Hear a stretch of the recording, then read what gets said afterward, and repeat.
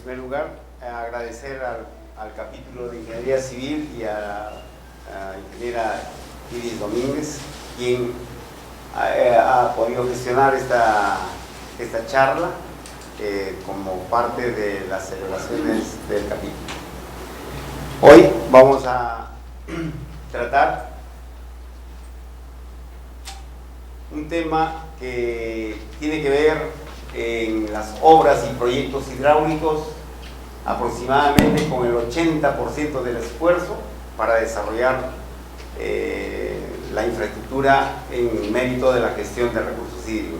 Es un tema muy importante porque tiene que ver muchas veces con el detenimiento de las obras o los conflictos que se producen dentro de la gestión del proyecto. El tema es los métodos de análisis de actores, ¿no?, en la gestión de los recursos hídricos, y vamos a ver algunos casos que se han dado en América, dentro de los cuales está el Perú también. Como pueden ver ustedes acá en la figura, la gestión de recursos hídricos tiene una parte netamente técnica, científica, pero también tiene una parte política, ¿no? Entonces, la integración de estos dos elementos tiene que ir de la mano, ¿no? Como pueden ver ustedes acá, tienen la fotografía reciente de hace una semana, en la cual se produjo una mesa de concertación en la comunidad de Tapairigua, a donde tuve la oportunidad de asistir. Vemos ahí al doctor Vladimiro Guaro, quien es el encargado de establecer todas las políticas necesarias para solucionar los conflictos, ¿no? Dicho de esta manera, vamos a ver el tema en 7 partes. Una parte de introducción. Vamos a ver los mapas de roles de los actores. Lógicamente, dentro de la introducción vamos a ver qué cosa es la gestión del agua, cómo definimos a los actores, o sea, quiénes son los que realmente mueven la gestión del agua en la cuenca.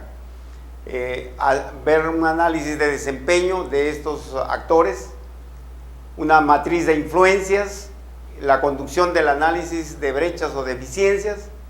Vamos a construir un mapa de roles, un ejemplo, un caso, y vamos a ver algunos mapas del poder y diagrama de influencia y los casos de uso en algunos países que van avanzando en la América. Entonces comenzaremos con la introducción. Fíjense, acá tenemos una curva azul, que es la que corresponde a la curva de la demanda hídrica por parte de todos los usuarios que se producen o que se asientan en una cuenca, ¿no? Por otro lado, también tenemos el crecimiento de la población en cualquier cuenca y la necesidad de establecer recursos sociales, formas de organizarse para poder manejar el recurso hídrico.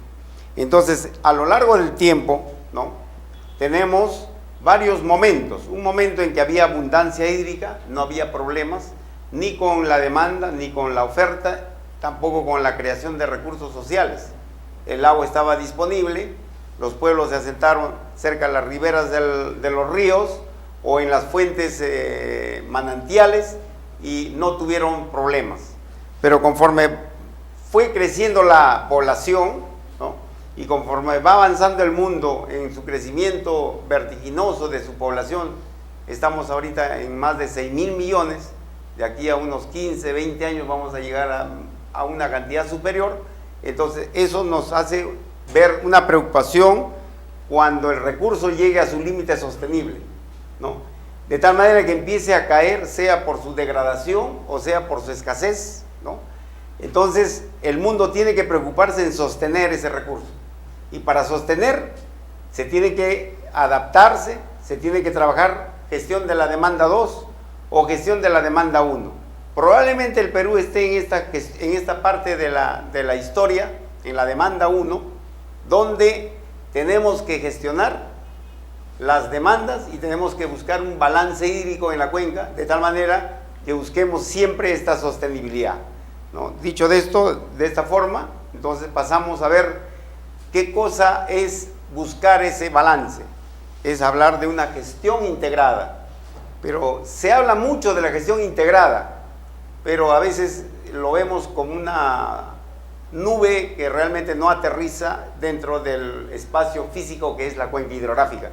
Pero si queremos definirlo, vamos a considerarlo como un marco para planificar. Un marco que nos sirva para organizar y controlar todas las fuentes de agua que existan en la cuenca hidrográfica, logrando un balance, pero recogiendo todas las vistas de todos los usuarios, de todos los actores, especialmente los actores, motivo de esta charla, ¿no? De tal manera que considerando todas estas visiones y planeando, organizando y controlando los sistemas hídricos, podemos lograr este proceso dinámico que ahora se conoce como gestión integrada, ¿no? Entonces, hay definiciones que nos han dado diversos conceptos que se ha generado desde el momento de la Sociedad Global del Agua, ¿no?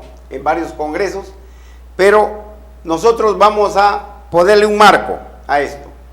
Entonces vamos a considerar un sistema, de tal manera que tenemos las entradas o los inputs en dos partes. Una que corresponde a las fuentes naturales del agua y la otra que es parte de nuestra profesión, la infraestructura de agua.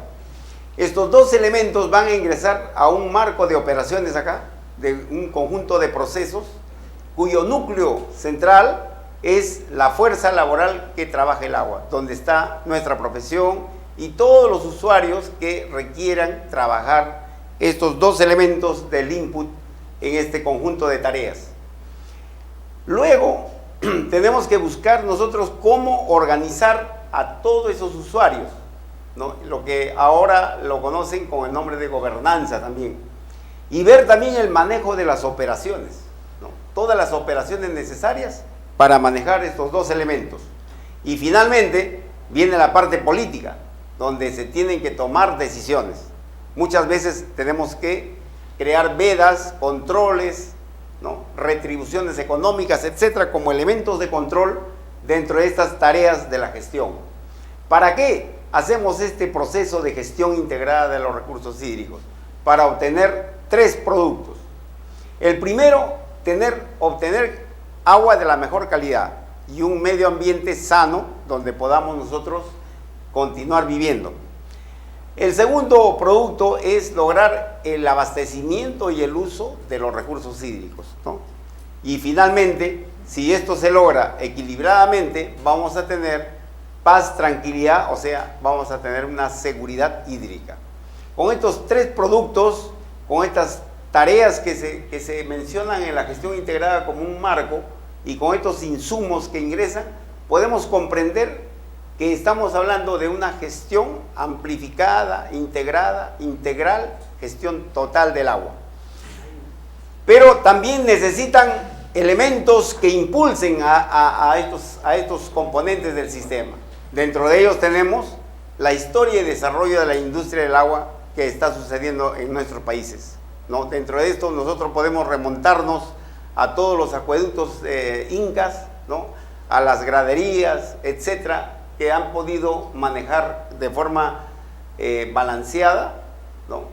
Este recurso, los recursos hídricos y el suelo. También tenemos que referirnos a la economía y finanzas, porque es una fuerza impulsora que va a presionar sobre las masas hídricas, ¿no?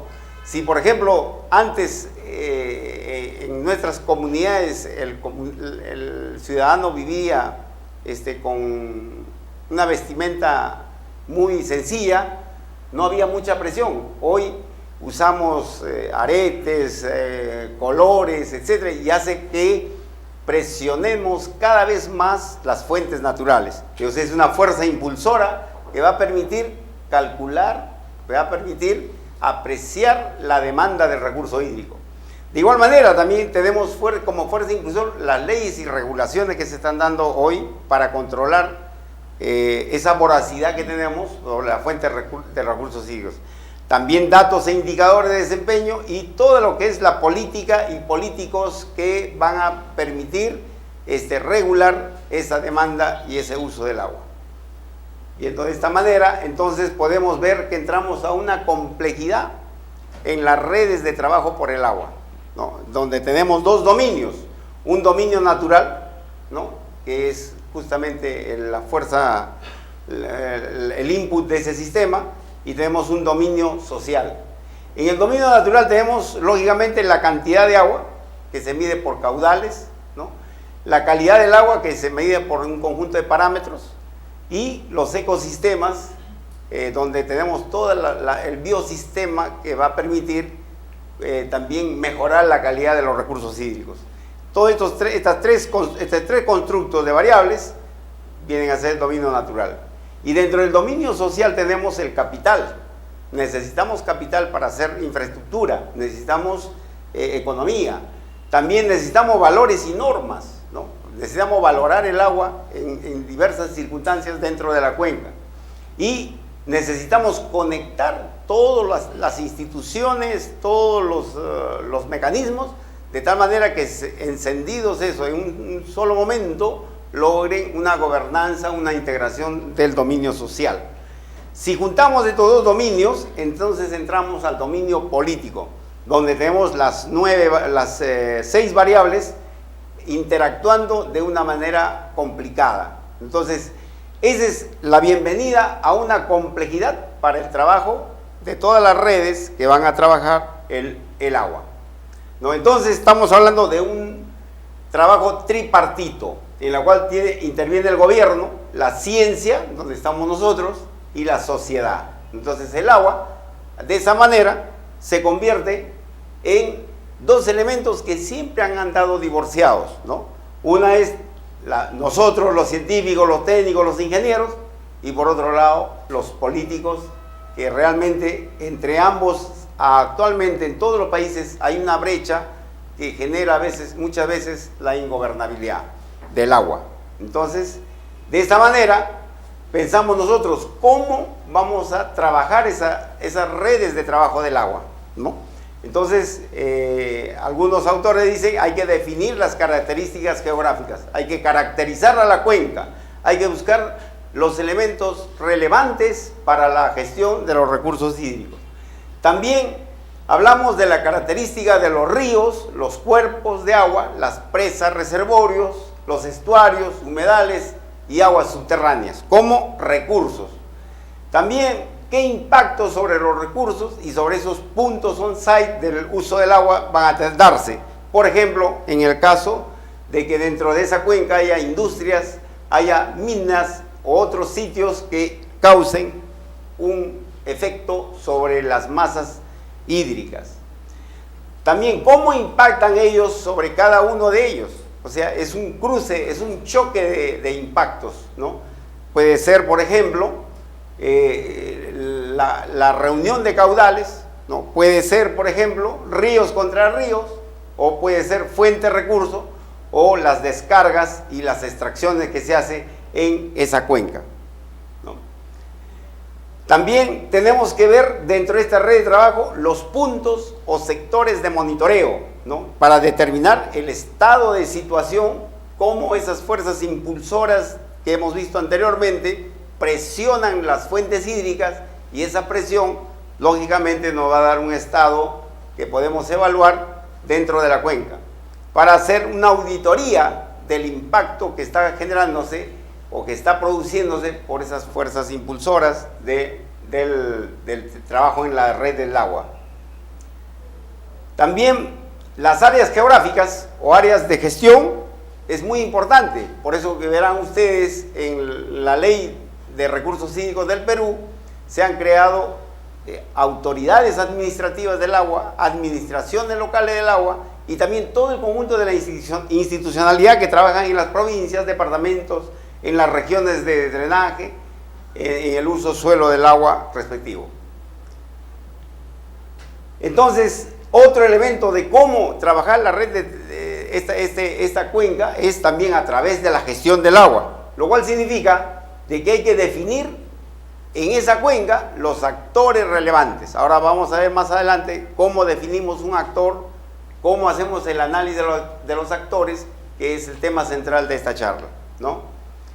También para los recursos de monitoreo necesitamos laboratorio, necesitamos monitoreo de todos los propietarios de los proyectos, programas que empiezan a desarrollarse en la cuenca.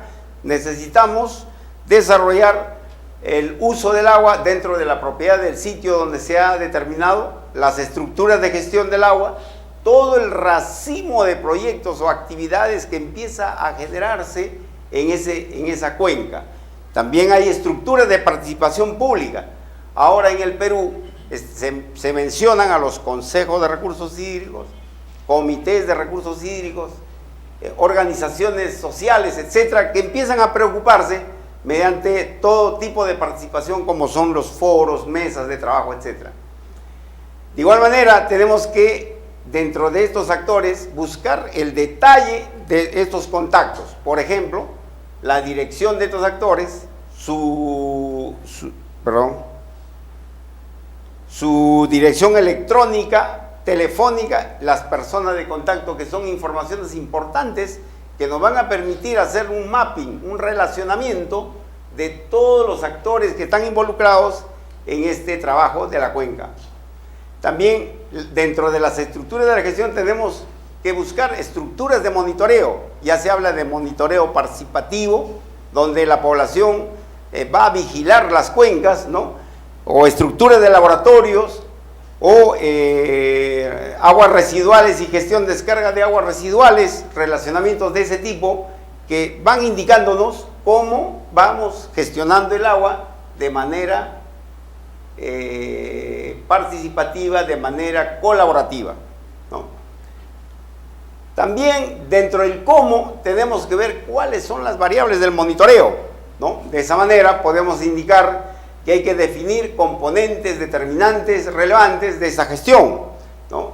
Como las variables que van a utilizarse a través de análisis de laboratorio, indicadores de campo, observaciones en línea o derivados de valores medidos que se vienen dando en las respectivas estructuras de los ríos, de las fuentes determinadas, ¿no? También tenemos algunos parámetros, como es dentro de la química, la física, dentro de la biología, la microbiología, etcétera, y temas de radioactividad, ¿no? Todos estos elementos nos van a permitir definir las variables del monitoreo. También el monitoreo operacional nos va a permitir definir programas de monitoreo, ¿no? Nos van a permitir definir, actualizar la base de datos de estos recursos hídricos en función de esa calidad, en función de las acciones que se han tomado, las frecuencias y el equipamiento y el transporte y métodos de empaque de las muestras, etcétera, ¿no? Hay todo un trabajo muy grande para determinar y actualizar la base de información, ¿no? También requisitos estatales del monitoreo del programa, puntos de monitoreo, la red de monitoreo, la acción de monitoreo, las frecuencias, el análisis o requisitos de medición de campos, ¿no? Todo este elemento con el objeto de determinar las informaciones que nos permitan realmente manejar la gestión del agua y el monitoreo operacional dentro de la cuenca. También tiene que haber una conformidad. Los alcaldes, las empresas, la misma sociedad tiene que dar conformidad de estos trabajos, identificando características geográficas, fijando estándares, ¿no? Fijando objetivos del recurso, o sea, dándose las premisas correspondientes para manejar el recurso de una manera colaborativa y eficiente, sobre todo sostenible y equitativa, ¿no? Se corren todas las muestras de conformidad y podemos implementar indicadores correctivos dentro de este proceso.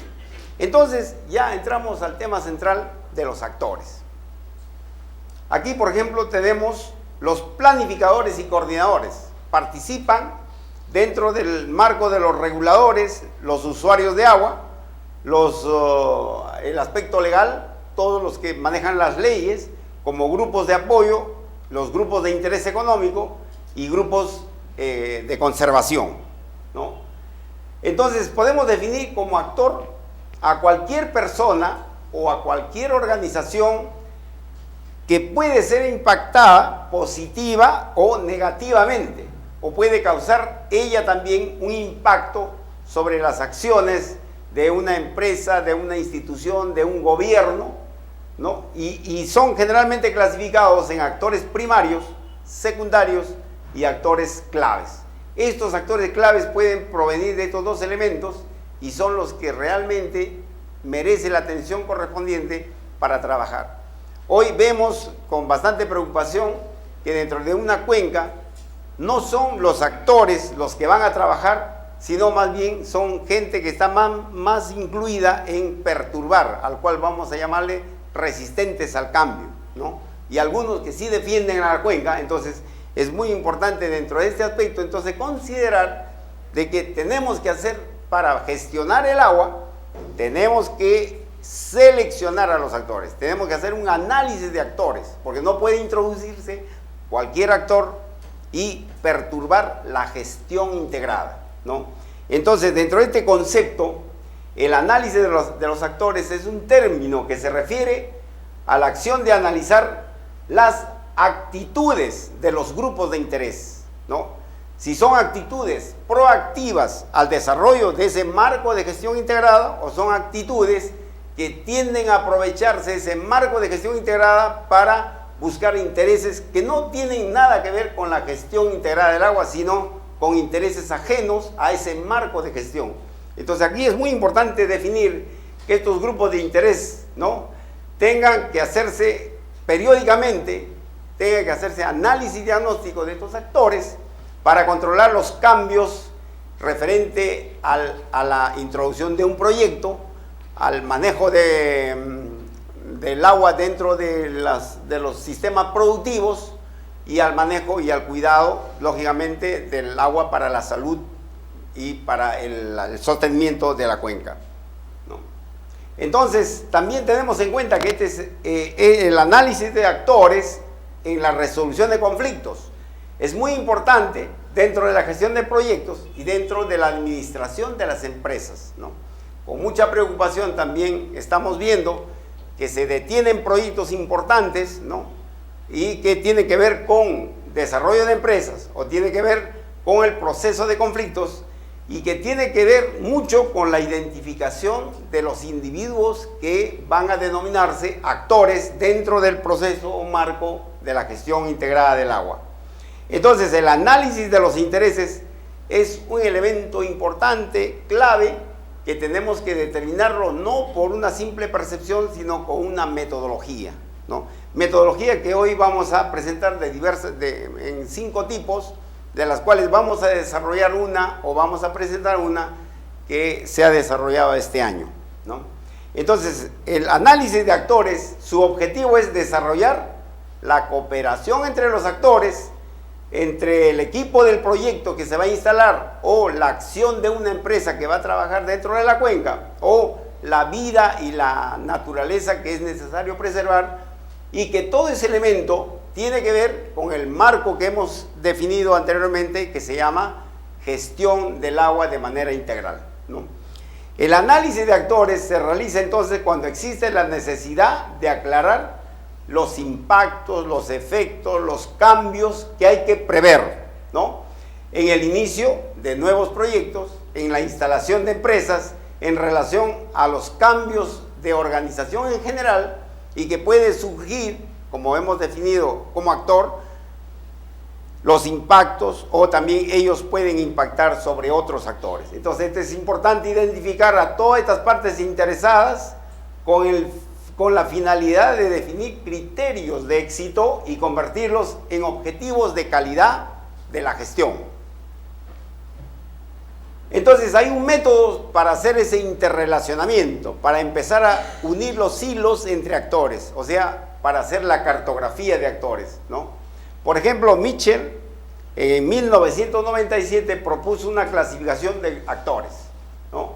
Y esta clasificación lo trabajó en base al poder de influencia, ¿no?, en base a la legitimidad de la relación de cada actor con la organización, o con la empresa, o con el proyecto, y la urgencia de reclamar del interesado en la organización esos impactos, esos efectos, o la forma como se va desarrollando el proyecto, y que pueda lograr un efecto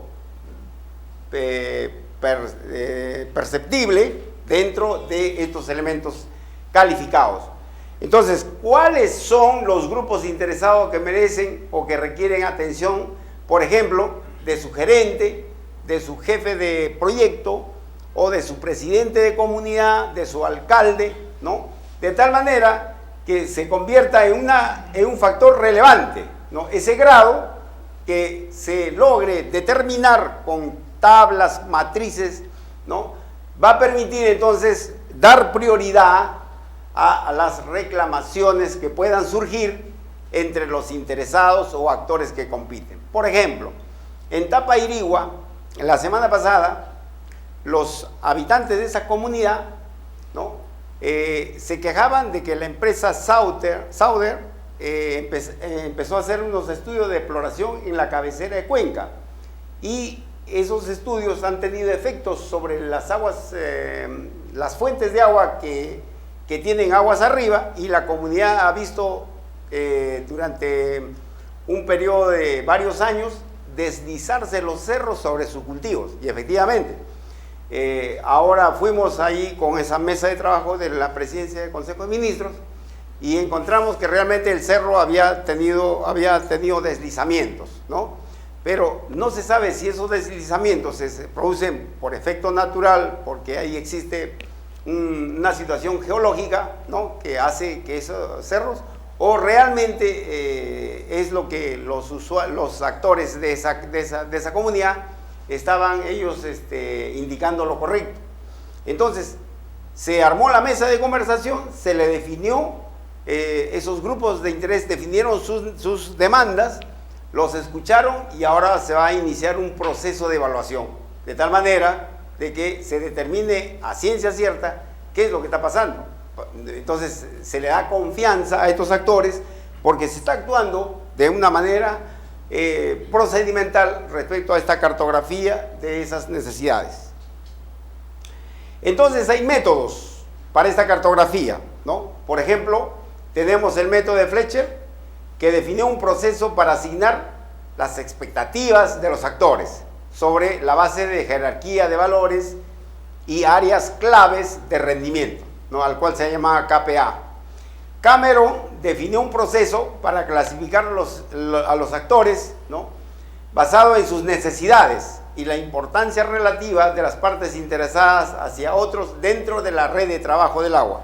Igual, otro autor, Savage, ofrece una forma de clasificar a los interesados de acuerdo con la potencialidad de la amenaza y las posibilidades de cooperación, ¿no? Por ejemplo, aquí podemos utilizar este método en el que acabo de describir de esta comunidad, ¿no? Ellos tienen una potencialidad de amenaza de que pierdan sus recursos, se deterioren, se contaminen, ¿no?, y dejen de cultivar su faena agrícola. Y entonces, ¿cómo ellos quieren colaborar con la empresa, quieren colaborar entre todos, no quieren hacer conflictos para dar solución a este proceso, ¿no? Entonces, tenemos acá la última, que ha desarrollado un proceso de identificación y evaluación, sensibilización, apoyo y conducción de todas las influencias para luego traducirlo en estrategias de comunicación, para traducirlo en estrategias de evaluación, de satisfacción de todos los actores definidos, y también para determinar la conciencia y también solucionar algunos problemas de falta de información o de conocimiento de la problemática que ellos hayan podido percibir, ¿no? Entonces, hay técnicas para esta cartografía. La primera es malla influencia, interés. Hacemos una matriz de todo el grado de influencia e interés que tengan estos actores. La otra es una matriz del poder y el impacto, ¿no? Cuánto poder tiene cada actor respecto del uno y el otro. Por ejemplo, la empresa, ¿no?, tiene poder económico, los comuneros no tienen poder económico, entonces hay una diferencia sustantiva respecto a esta malla. También hay un grupo de poder, interés y actitud, ¿no? Y hay el círculo de los actores, el cual vamos a desarrollar como ejemplo en este caso. En primer lugar, hay que construir un mapa de grupos de interés, ¿no?, que desarrolle una lista de categorías de estos actores, ¿no? Y una vez que esta lista está determinada, podemos asignar prioridades de tal manera que podamos traducir de una forma rápida la máxima prioridad de los intereses que hay en este círculo, ¿no? Y también hay un desafío que consiste en centrarse en grupos de interés correcto, porque por esta situación podemos equivocarnos. Por ejemplo, un político puede ir y presionar y decir: necesito recursos hídricos en una cuenca, en un acuífero que ya está agotado, ¿no? Como esa persona tiene un interés político y tiene que satisfacer a sus sufragantes, puede ir y pedir más recursos o que se sigan perforando más pozos, ¿no? De tal manera de que ella siempre va a buscar satisfacer, a pesar de la degradación del acuífero, satisfacer el otro interés político. Entonces, ahí viene la importancia en esta metodología de que hay que saber discernir los grupos de actores correctos. Por eso esa parte es muy importante dentro del proceso de la Autoridad Nacional del Agua. La Autoridad Nacional del Agua es una institución que tiene por objeto buscar el equilibrio, no tiene por objeto servir a intereses ajenos al proceso del marco de la gestión del agua. Entonces, en ese caso, esta institución no puede pasar por alto estos grupos de intereses que sean incorrectos, porque generaría conflictos. Entonces, algunas de las dimensiones comúnmente utilizadas son el poder. El poder puede tener una graduación muy alta, ¿no?, media, o puede ser baja. El soporte estamos hablando al proceso, o es la fuerza impulsora, puede también tener un efecto positivo, puede ser neutro o negativo. Fíjese cómo mediante estos indicadores podemos ir evaluando y dándole la selección del actor correcto. La influencia, ¿no?, puede ser alta o baja, no tiene más que dos términos. Y la necesidad puede ser fuerte, media y débil. Entonces, dentro de los beneficios que nosotros determinamos de analizar a los actores de la gestión del agua, podemos tener los intereses. Lógicamente, los intereses de la población, por ejemplo, es tener agua para poder desarrollar sus productos agrícolas. Y lógicamente de la minera es obtener el agua para producir un valor económico mucho mayor. Entonces hay grandes brechas que vamos a verlo con el método de las brechas o deficiencias. Mecanismo para influir en otros grupos de interés, ¿no? ¿Qué mecanismos utiliza el actor para influir en otros actores? Es otro elemento muy importante que tenemos que identificar. También los riesgos potenciales. ¿Qué riesgos se presentan dentro de la situación misma del desarrollo de los intereses? Las personas claves que se informe sobre el proyecto o sobre la empresa o sobre las actividades de la población durante la fase de ejecución, sobre todo de fase de ejecución. En estos momentos la minera Xstrata está ya terminando su fase de implementación y seguramente que el próximo año ya inicia sus operaciones. Es ahí, en ese momento que va a iniciar su ejecución, los actores van a empezar a hacer, a mover sus intereses y a buscar estos conflictos, ¿no? De igual manera, los interesados negativos, como sus efectos adversos sobre el proyecto, ¿no? Por ejemplo, en el interesado negativo en protagonizar para las próximas elecciones intereses políticos, también se van a producir. Entonces hay que identificar a ellos para poder lidiar, para poder discernir dentro de la matriz la gestión del agua o la gestión de los recursos hídricos. La colaboración. Hay tres tipos de personalidades, ¿no?, que necesitan involucrarse en el proceso del planeamiento, por ejemplo, de los recursos hídricos, ¿no? Uno son los tomadores de decisión, que pueden aprobar la decisión o pueden vetarla. Los expertos, aquellos profesionales técnicos dentro de los cuales nosotros estamos, ¿no?, reconocidos sobre cualquier parte de la decisión de la planificación. Y los actores son aquellos cuyas vidas se verán afectadas por la decisión que tomen los primeros, ¿no? Por ejemplo, los agricultores. Si ustedes visitan el complejo minero de Xstrata, ustedes van a encontrar unas casas de 3 pisos muy bonitas y debajo cada comunero tiene su 4x4 y tiene un capital de trabajo, ¿no?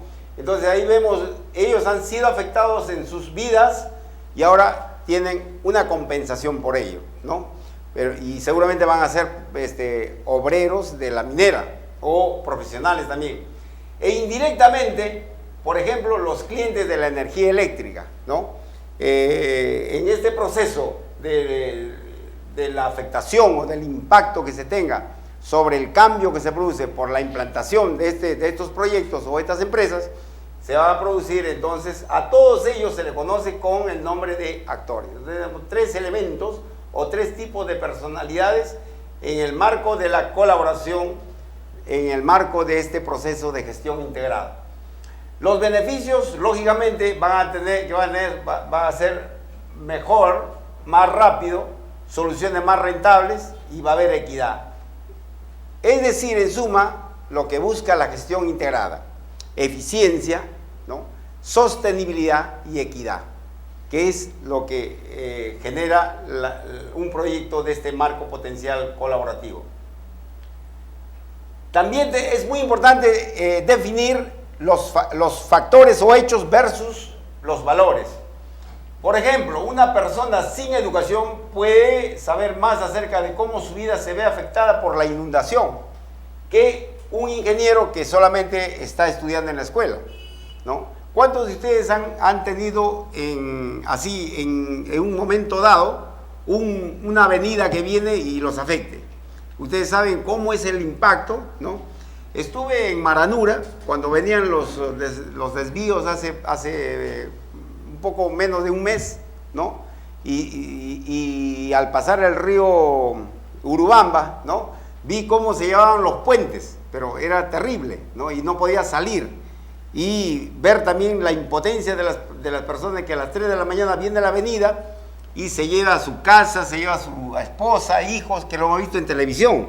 Entonces, es muy diferente el impacto que tiene, la forma que tienen del conocimiento de estos efectos las personas que viven en el terreno, que aquellos que simplemente lo conocemos, estas desgracias, porque hemos escuchado las noticias, ¿no?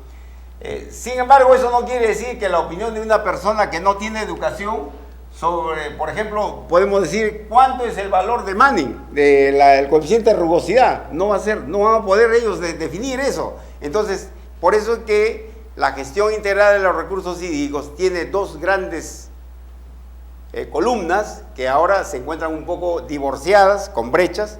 Una es la parte técnica científica y la otra es la parte política.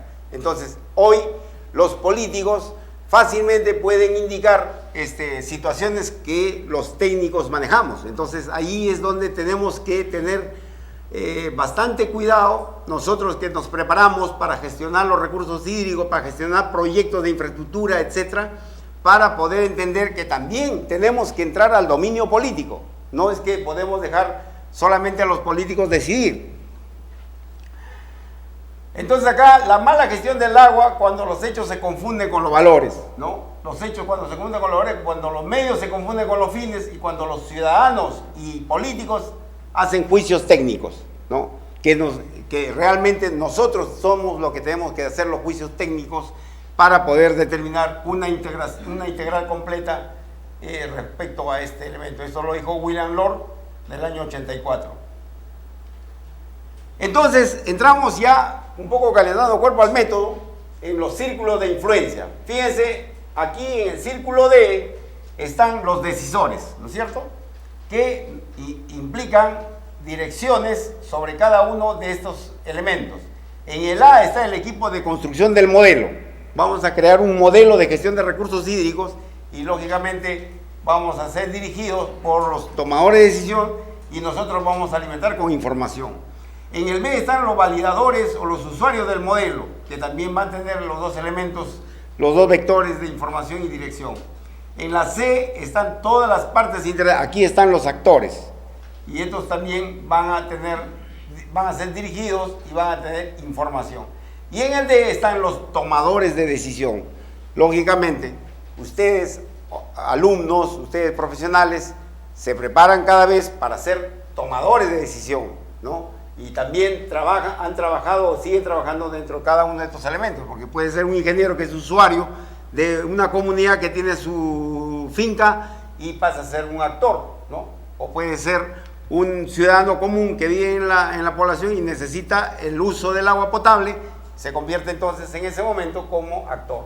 Ven ustedes la malla que se produce, la interrelación que se produce en cada uno de estos círculos de influencia, ¿no?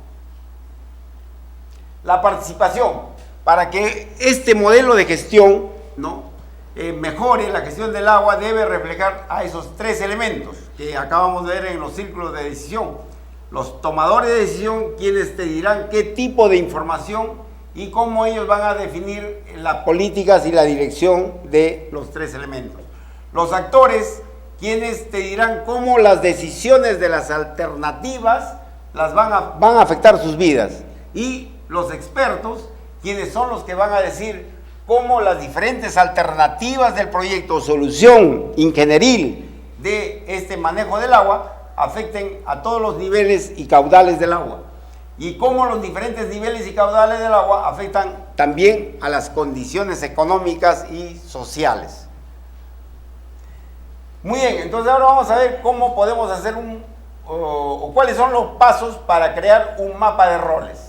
Respecto a los estudios hidrológicos, nosotros como ingenieros tenemos que prever que los estudios los tenemos que hacer en las peores condiciones, no en las mejores condiciones.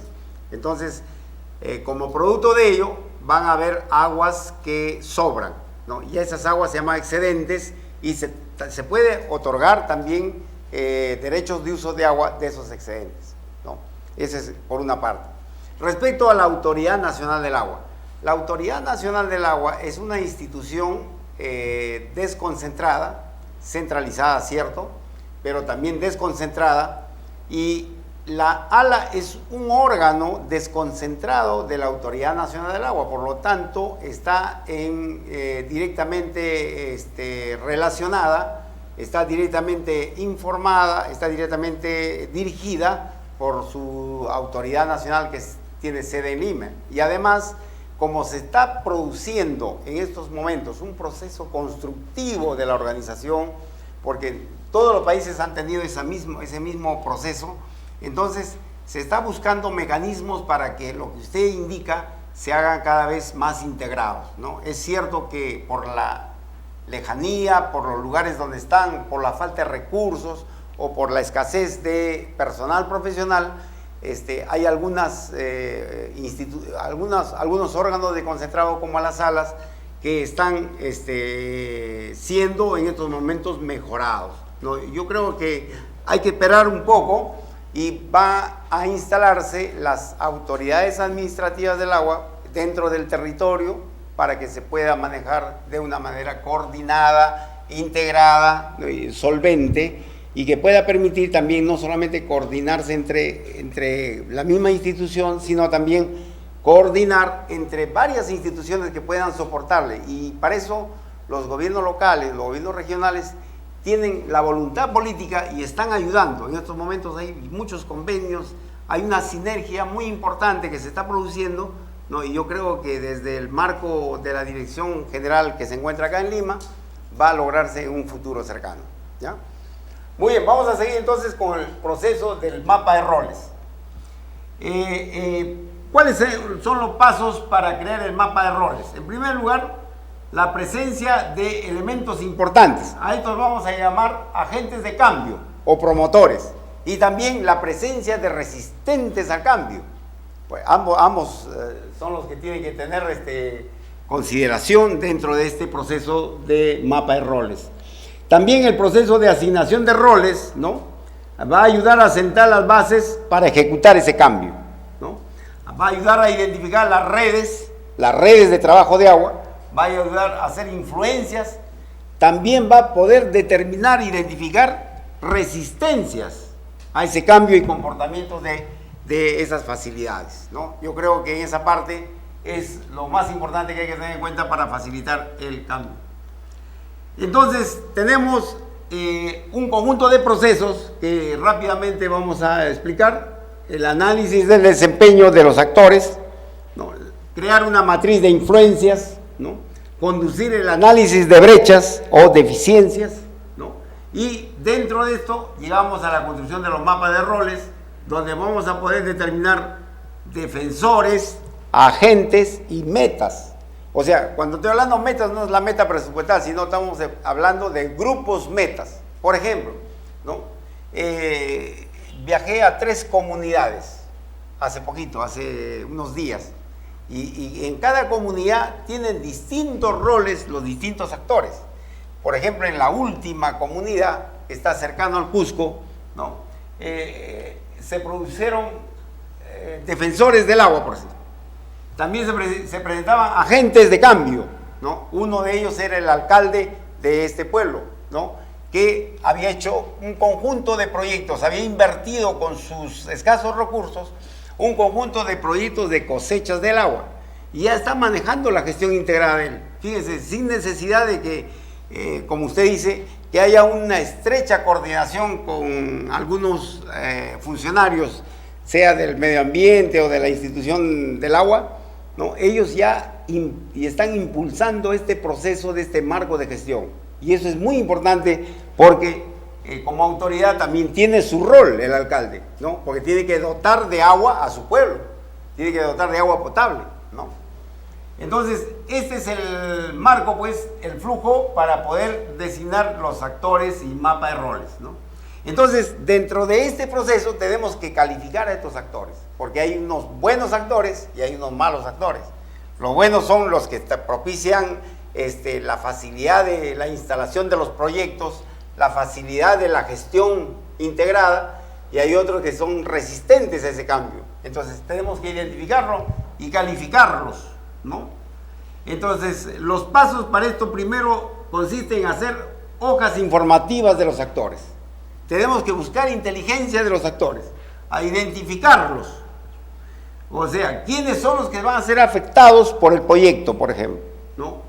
Y cuál es su influencia sobre los demás dentro de la organización. Por ejemplo, si estamos hablando de una comunidad, hay 4 o 5 que definen la situación de las acciones que pueda tomar o decidir la comunidad. De igual manera, ¿no? Vamos a proyectar un círculo individual de los diagramas de influencia. Entonces, ese círculo, esta es la ficha de datos, donde podemos coger toda la información de estos actores, ¿no? Detallarlos completamente. Por ejemplo, en 5 pasos podemos tener acá todos los elementos de información que nos van a permitir definir esos criterios que hemos visto anteriormente. Por ejemplo, si es un agente muy importante del cambio, si es un agente de cambio, si es neutral, etcétera, calificándolos con una escala del 1 al 5 sobre su grado de comportamiento, ¿no? Entonces estamos evaluando acá una ficha de datos de los actores. De igual manera, podemos, toda esa información captada, ¿no? Dentro de cada círculo de influencia podemos determinarlo en una plantilla adjunto dentro de este círculo, ¿no?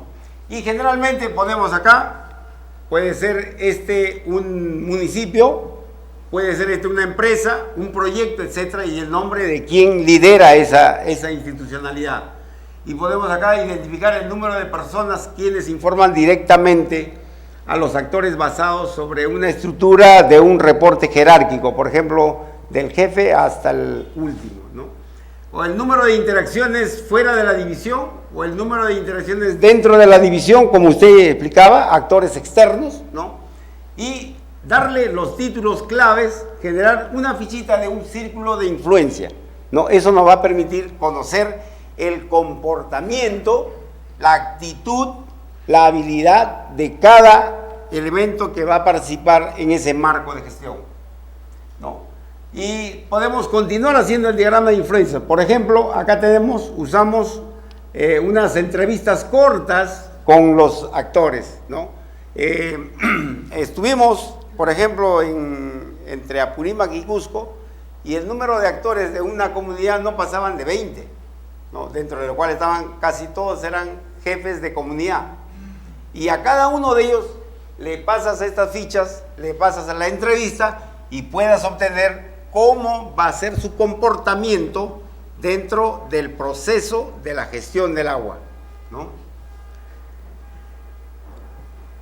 Una vez que tenemos toda la información del desempeño de actores, de su comportamiento, de su actitud, de su nombre, de su organización, etcétera, que ya están en las fichas, lo que podemos, seguidamente necesitamos crear cómo ellos van a influir en otros o le van a influir a ellos. Y a eso se llama la matriz de influencias. Entonces, esta matriz de influencia pues va a permitirnos determinar, ¿no? En primer lugar, los niveles de influencia de cada actor. Nos va a permitir resumir el comportamiento y, si es un jefe, el estilo de gestión que tiene ese actor, ¿no? Nos va a permitir establecer cómo nosotros podemos utilizar ese comportamiento, ese estilo de gestión para poder lograr el balance dentro del proceso de la creación de la paz, de la situación propia, de que no haya conflicto. Entonces, de esa manera creamos la matriz de influencias. Este cálculo del nivel de influencia podemos utilizar, por ejemplo, mediante pesos, ¿no? Alto, medio, bajo, definir un rango del tipo de interacción basado en esos pesos y asignar un peso mediante una escala correspondiente. Y finalmente, con este rango de definiciones que podemos usar nosotros, calificar, hacer hacer una lluvia de calificaciones, de puntuaciones, para poder determinar el nivel de influencia general que puede darse en cada uno de ellos, ¿no? Por ejemplo, acá tenemos el nombre del actor. Si está dentro del órgano o proyecto, si está fuera de la organización o del proyecto, cómo es la información que tienen ellos y qué grado de influencia. Entonces podemos establecer las escalas de pesos, ¿no? en un brainstorming entre el grupo que trabaja, de tal manera que podemos determinar el nivel de influencia que se logre en esta matriz de comportamiento o estilo de manejar la gestión del agua, ¿no?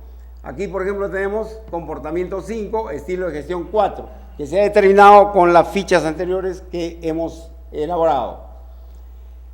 De esa manera, nosotros tenemos un diagrama de matriz de influencia que va a determinar la posición, ¿no? de cada actor dentro de vamos a decir, del escenario de la gestión del agua en esa comunidad, en esa cuenca hidrográfica o en esa unidad administrativa, ¿no? Y podemos ver, mediante esta matriz, individuos con influencia negativa y personas con influencia positiva. Entonces ya sabemos cómo manejar estos grados de comportamiento, ¿no? Entonces, luego de esto podemos hacer una tabla para crear el diagrama de esa matriz, donde vemos los resistentes al cambio en la parte superior, los defensores del cambio, el grado de influencia puede ser bajo, medio o alta, y según los elementos que nosotros pasamos, documentamos ese grado de comportamiento y mediante estas matrices podemos ver quién es quién dentro del proceso de la construcción de la gestión del agua. También tenemos que ver el grado de brechas, el grado de deficiencias que se produzcan dentro de este conocimiento que vamos dándole a los actores, ¿no? Y esto, primero, identificar quiénes son los resistentes al cambio. Luego, las personas en posiciones de defensa, ¿no? Sin un espacio de gran influencia, o sea, defienden, pero no tienen un espacio grande de influencia dentro del proceso. Y luego identificar individuos que están desconectados y en espacios que no tienen influencia. O sea, si estamos en una comunidad, ¿no? en la comunidad van a haber gente que va a ser proactiva al desarrollo de la gestión integrada. Hay otros que van a ser resistentes a esa gestión, por alguna razón que les interesa a ellos. Y hay otros que están desconectados, que no saben si son defensores o son resistentes. Entonces, esto también se lleva a una identificación de 3 tipos posibles de deficiencias, ¿no? En la cual nosotros, mediante un diagrama de estas matrices, podemos crear un conjunto de resistentes, defensores y individuos desconectados, ¿no? Con estos 3 tipos de matrices. Luego construimos el mapa de roles. ¿Cuál es el rol que tienen cada uno de estos actores? Actores resistentes al cambio, actores que defienden el cambio y actores que están fuera de estos 2 niveles, que no participan, ¿no? Entonces, ya hemos determinado los defensores, los agentes, y tenemos un conjunto de desconectados cuya meta para el que trabaja el proceso de la gestión del agua tiene que ser un grupo meta. Nosotros tenemos que transformar ese grupo meta al proceso de la gestión integrada. Por ejemplo, en nuestro país se ha producido el Conga, ¿no es cierto? Todos saben eso. Entonces, ahí tenemos que identificar quiénes son los defensores. Hubo un momento en que salía un grupo de alcaldes a defender el proyecto, otro grupo que los atacaba, que eran los resistentes al proyecto. Pero habían grupos meta seguramente, grupos que están desconectados dentro del proceso del conflicto. Entonces, es interesante para este caso de Conga determinar el grado de fuerza que tienen cada uno de esos 3 elementos y determinar condiciones para manejar esa gestión. Luego hay que crear el mapa de roles de cada uno de estos elementos que hemos determinado para poder aplicar la gestión integrada del recurso hídrico. Entonces, definidos los defensores, agentes y grupos metas, donde están todos los desconectados que ni defienden ni resisten, entonces podemos nosotros definir el mapa de roles que dentro de la organización, sea de la comunidad, del proyecto, de la institución, de la empresa, para lograr determinar roles claves para cambiar esa actitud, ¿no? Entonces, si logramos hacer este tipo de técnica, seguramente que podemos tener resultados positivos en proyectos tan emblemáticos que se han producido en el país, como el caso de Conga, el caso de Espinar, donde no dejan ingresar a tomar las medidas o las mediciones para realizar una información que se llama balance hídrico. En Espinar, hasta este momento, hay dificultades, la comunidad se ha puesto resistente al cambio, ¿no? Al cambio o sea, resistente a las inversiones, y está defendiendo una posición muchas veces incoherente para su propio desarrollo. Una vez que creamos esta tabla, nosotros podemos determinar, ¿no? Un conjunto de elementos que van a permitirnos ver la influencia del patrocinador. Por ejemplo, un patrocinador es aquel que la Autoridad Nacional del Agua, por ejemplo, puede ser un patrocinador. Otro patrocinador puede ser la Presidencia del Consejo de Ministros. Otro patrocinador puede ser el gobierno regional. Por ejemplo, en el caso de Espinar, tenemos el gobierno regional de Arequipa, patrocina, y el de Cusco es resistente, ¿no? Entonces, podemos generar el mapa de roles repetitivo con estos elementos y graficarlos, ¿no? Dentro de un proceso que aquí he puesto muy reducido como caso ejemplo, pero que un mapping relacional muy intenso. Esto sería una malla que nos daría realmente el grado de influencia de este conjunto de conflictos que se han producido, ¿no? Bueno, también dentro de este método está un apéndice donde podemos graficar el mapa del poder y el diagrama de influencias, ¿no? Entonces, en el caso del mapa del poder, es una herramienta útil para captar la influencia del nivel inferior de los actores. Siempre el de nivel inferior va a tener menos poder, menos potencia que los actores que van a ser encontrados con mayor poder de influencia, ¿no? Para crear este mapa de poder, ¿no?, se necesita primero documentar el nombre en el círculo central del mapa, ¿no? Puede ser el nombre de la persona o del actor que quiere ver su interrelacionamiento con los otros actores y qué grado de poder tiene. Entonces, por esto también necesitamos poner las influencias, que pueden ser fuertes, medias o bajas. Entonces, en suma, generamos acá, ponemos el actor que quiere medir fuerzas, ¿no? La influencia, cuando influye en ese sentido, en doble sentido, cuando ambos influyen, y el grado de influencia. Entonces, como un ejemplo, ponemos ahí y tenemos un gráfico sencillo, pero que nos permite ver el grado de influencia del poder o del poder de cada uno de estos actores con respecto a este actor que eres tú, o puede ser, por ejemplo, en este caso, puede ser la empresa minera, ¿no? Y el grado de influencia que tiene, y de una forma muy sencilla te permite canalizar la información y ver cuánto poder tiene o cómo puede equilibrarse, ¿no?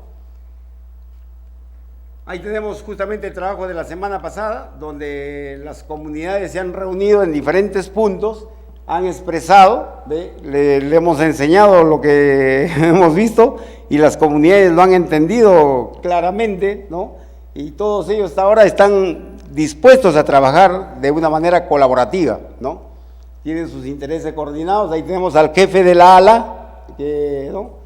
Yo he ido en representación del doctor Hugo Jara, jefe de la Autoridad Nacional del Agua, y acá está el ingeniero Henry Tejada, que es jefe de la ALA Medio Pampas Pachachaca, que queda en Abancay. Y él está dirigiéndose a todos sus comuneros, le está enseñando la ley de recursos hídricos, cómo deben obtener sus derechos de uso de agua, etcétera. Por ejemplo, una cosa bien concreta, casi todos los comuneros no quieren tener derechos de uso de agua. Entonces ahí le hemos dicho, mire, saquen todo su DNI, y toditos sacaban su DNI, muy bien. ¿Qué les da el DNI? Les da derecho a que puedan cobrar un cheque, pueden viajar y tienen todos los derechos instalados porque tienen ese documento.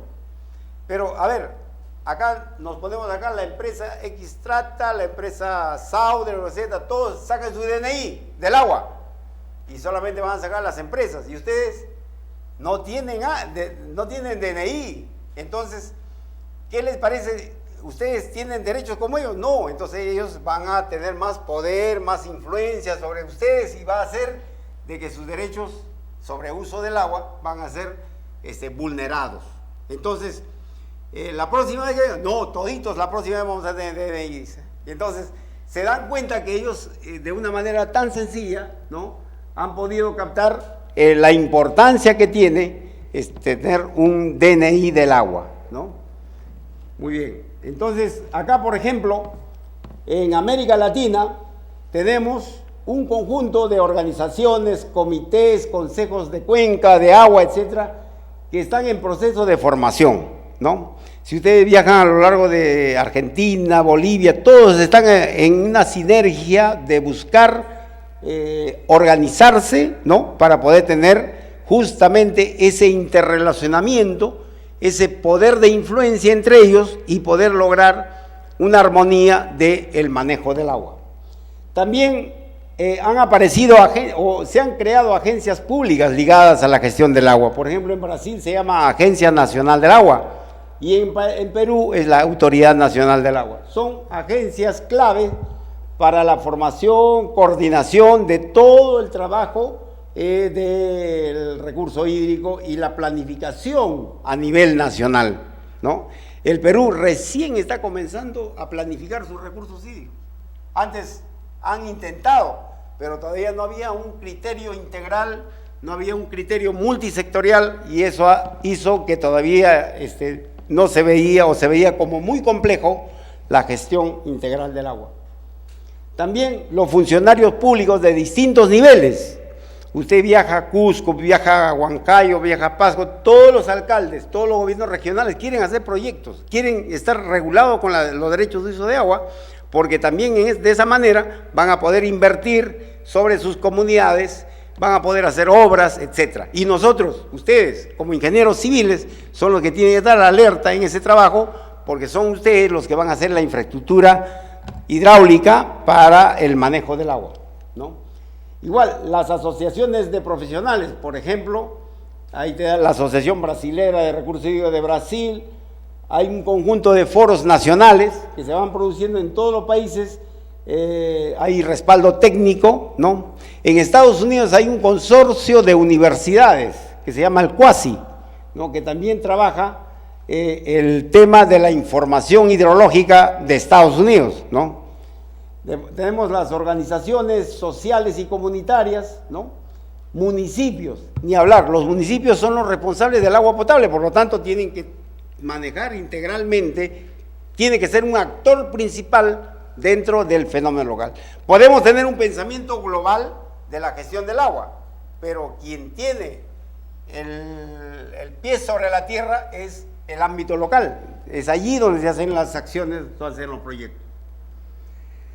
También hay grupos de líderes que se desarrollan, ¿no?, hoy en toda la América Latina con la finalidad de ejercer nuevas capacidades, ¿no? Tenemos, por ejemplo, el Instituto Mexicano de Tecnologías del Agua, ¿no? Aquí en el Perú también está próximamente a desarrollarse un Instituto del Agua, ¿no? Etcétera. Las universidades y centros de investigación, actores claves para que podamos hacer esa sinergia entre la academia, entre la institución pública, la autoridad del agua, las comunidades, etcétera, de tal manera que se convierten pues en actores claves dentro del proceso del conocimiento. Pero aquí es muy importante definir, las universidades y centros de investigación son entes que asesoran, son entes de gestión del conocimiento, no son entes que pueden hacer proyectos, etcétera, porque eso tiene que hacerlo las empresas, los consultores, pero las universidades tienen que dedicarse a investigar, las universidades tienen que dedicarse a producir conocimiento, y esa es su razón de ser. Podemos hacer, por ejemplo, en este momento tenemos trabajando en la Autoridad del Agua un conjunto de conocimientos un conjunto de proyectos para obtener el conocimiento y generar pilotos que nos permitan luego desarrollar los proyectos. En ese afán, ¿no? Acá, por ejemplo, tenemos al doctor Edilberto Guevara, ¿no?, que nos está acompañando, ¿no?, aquí, para el cual pido un fuerte aplauso, porque ha retornado desde Venezuela para trabajar nuevamente en Perú. También está el doctor Edwin Airos, está en la parte trasera, mira, es un importante funcionario de la empresa Fichen de Alemania, ¿no? Como pueden ver ustedes, los profesionales están retornando al Perú porque quieren a su tierra y quieren hacer algo por este país, ¿no? Están trayendo los conocimientos que ellos ya lo han manejado en el Asia, en la China, en todos los países avanzados, y yo creo que en un proceso de esta naturaleza debemos trabajar en una sinergia, repito, de la ciencia en las universidades y del trabajo técnico en las empresas, consultoras, etcétera, ¿no? Entonces, no hay que confundir que en el país tenemos que darle la importancia a la investigación, ¿cierto? Tenemos que trabajar en las universidades con la investigación, pero los proyectos, eso hay que dejar que lo desarrollen las instituciones especializadas. Luego, también tenemos organizaciones de la sociedad civil. Justamente hace un momento estábamos conversando en la Autoridad del Agua sobre la Global Water Partnership, un poco más y no llegamos, porque nos quedamos entusiasmados con la idea que tienen estas instituciones sobre el manejo político, en este caso del agua. Los grupos de indígenas, los grupos de comunidades, ustedes han visto las comunidades cómo están interesadas en manejar su agua, ¿no? Por último, hay algunos aspectos generales, como son, por ejemplo, la amplitud de los grupos de actores debe integrar tanto los sectores urbanos como los rurales. Tenemos que integrar también a las juntas del agua potable, ¿no? No podemos dejarlo atrás. Hay toda una cuenca no solamente en el rural, sino también tenemos aquí en la parte urbana el uso del agua, ¿no? El balance de género es un aspecto valioso a tener presente. Y también la llegada de la ciudadanía también es un elemento clave, especialmente para fortalecer aspectos de transparencia, integridad, fortalecimiento, etcétera, que nos permita guiar este marco de gestión que hoy hemos presentado de una manera muy resumida, y que dentro de la identificación de actores tenemos esferas muy importantes, como son la influencia, que lo hemos visto con algunos ejemplos que podemos determinar, el grado de poder, etcétera, la importancia de estos actores en la definición del balance, el tipo de actores que necesitamos identificar, las etapas en la cual van surgiendo estos actores, la comunicación. La comunicación tiene que ser una comunicación estratégica. Es muy importante la comunicación dentro del proceso del manejo de la gestión. El nivel de compromiso, este nivel de compromiso tiene que ver con un trabajo en equipo. No puede haber un trabajo aislado en la gestión del agua. Tenemos que trabajar como un solo hombre, cuando estamos trabajando con las distintas instituciones, con las distintas comunidades, etcétera. Todos tienen que tener un solo derrotero respecto a crear un balance, a crear armonía, a crear paz. Luego, las redes. Esto es muy importante. Todo el trabajo del agua tiene que ser a través de redes de trabajo por el agua. Desde el momento que levantamos la información y generamos los grafos nodo enlace, y donde vamos buscando la información, cómo están los volúmenes que se almacenan en cada nodo, o cómo van circulando los caudales a lo largo de esos enlaces, entonces estamos hablando de redes de trabajo por el agua. Los recursos, ¿no? Todos los recursos, no solamente el recurso hídrico, sino los recursos asociados a él. Las consideraciones especiales que podemos tener respecto a cada uno de los elementos que pueden ser distintos. Ninguna cuenca es igual, son diferentes. Entonces tenemos que tener consideraciones especiales para cada una de ellas en el manejo del agua. Las fortalezas que tenemos que cada vez incentivar para que podamos lograr un manejo integral.